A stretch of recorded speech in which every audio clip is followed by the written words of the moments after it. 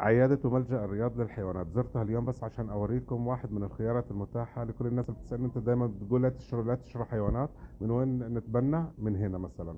مكان رائع زي ما انتم شايفين. هنا العيادة. تعالوا أخذكم جولة في الملجأ. هذه الساحة بدربوا فيها حيوانات، لأنه في حيوانات. يعني أنا مرة لما جيت هنا قبل سنتين تقريبا كان في كلب يا حرام، مزرعة واحد أخذه في مزرعة، كلب كده حجمه اصلا نادر جدا وروسي، وممنوع يجي هنا. مش ممنوع، انه ما يفضل انه يجي هنا لانه بيئته ما تنفع هنا. المهم كانوا جايبينه ومعذبينه. المهم جابوا واحد هنا من المتطوعين في الملجأ واللي بيشتغلوا في الملجأ هنا، هو الوحيد اللي يقدر يمسكه، هو الوحيد اللي يقدر يلعب معاه، هو الوحيد اللي يقدر ياكله.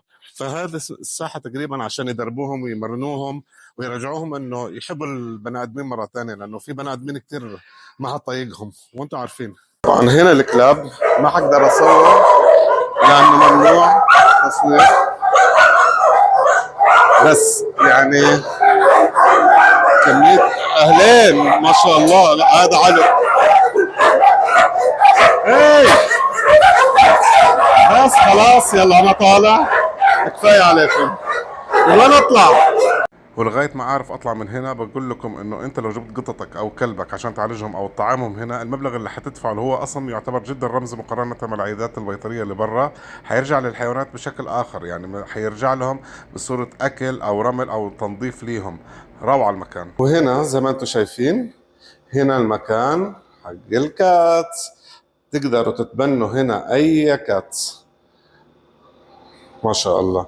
في واحد حلو هذا بدي اروح اجيبه، ابغى اجيبه.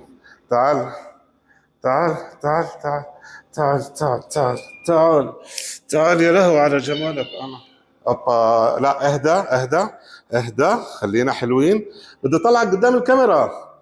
شوفوا شوفوا الجمال. اوكي خلاص لا تزعل. طب تعال انت، تعال تعال انت. اوبا هيدا حنون، هيدا حنون، هيدا حنون. تقدروا تتبنوها وكل الحيوانات اللي هنا. في واحد حلو، في واحد حلو.